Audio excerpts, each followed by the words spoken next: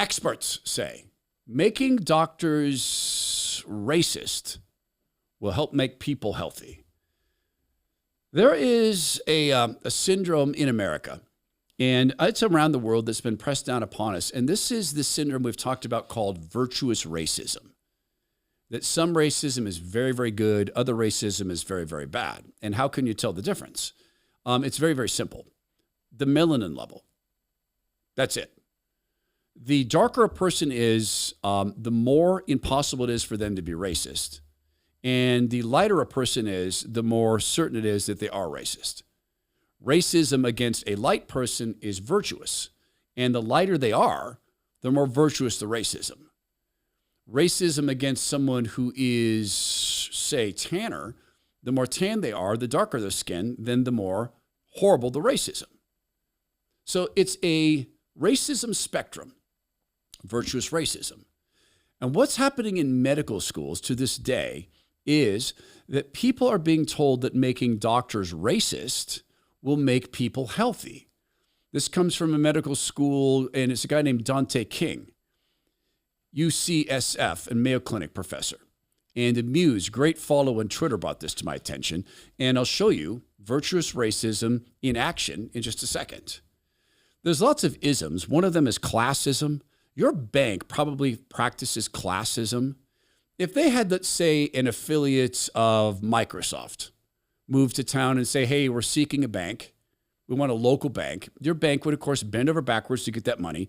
And they wouldn't ask the people who run Microsoft in your area to submit their social security number and their home address in order to establish a bank account there, right? No, because Microsoft's a company. And you might be saying to yourself, well, same thing. I mean, I'm not Microsoft, but I got a small, medium size, maybe even a big business. I have the same protections of Microsoft. My personal assets are apart from my business assets. Probably not. I know a lot of sophisticated business people who've gone to Go Visible and had the free, no obligation consultation. And to their shock, they've found out that they, in fact, don't have that firewall. That their credit, their corporate credit isn't corporate credit, that their corporation is, in fact, them in the eyes of the law. So if you end up in court, God forbid, your 401k, your retirement accounts, your investment accounts, your home, that's on the menu for an ambulance-chasing lawyer.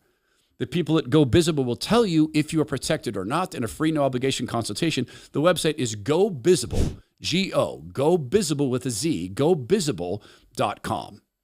Here is Dante King at UCSF and Mayo Clinic professor, and he's teaching how being a racist makes people healthier, or at least he's modeling it. Whites are psychopaths, and their behavior represents an underlying biologically transmittable proclivity with roots deep in their evolutionary history. How many of you could see the proclivity that evolved deep within the evolutionary history of whiteness by show of hands? How many of you could see it? Some people are sitting here, oh no, I don't want to raise my hand. That's called denial. There's no discussion about the delusion and the perversion of whiteness. Young America's Foundation brought that to everybody's attention. So making doctors into racists will make people healthier because that man is teaching racism. Literally in the DNA of white people is they are racists. So let's track this down from a medical perspective. Find me the racism gene. Find me the string of proteins that make someone a racism. Find it and express it and prove it through a series of actual experiments. Because DNA is observable, it's readable, it's understandable, it's repeatable, it's predictable. Find me the racism gene. You can't.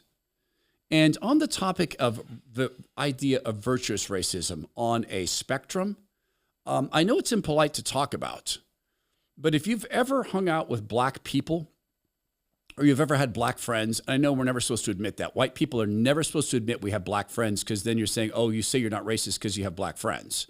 No, I'm saying I have black friends. I know I'm not a racist because they don't judge people according to their race.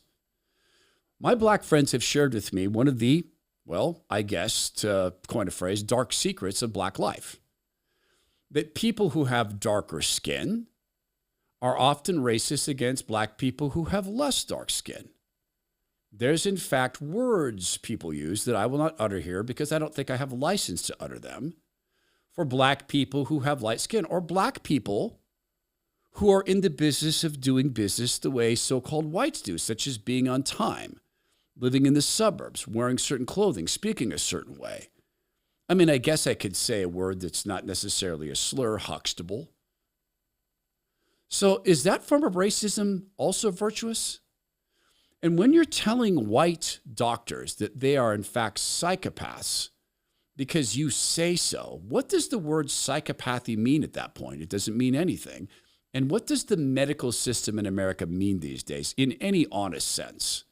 Does it mean medical care?